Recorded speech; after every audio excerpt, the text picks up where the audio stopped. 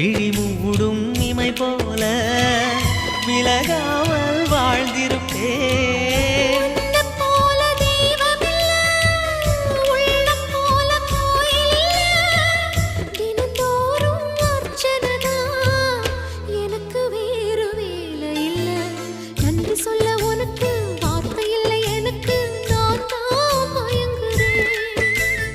என்னுடைய மனச தந்து விட்ட பிறகும் ஏம்மா கலங்குற?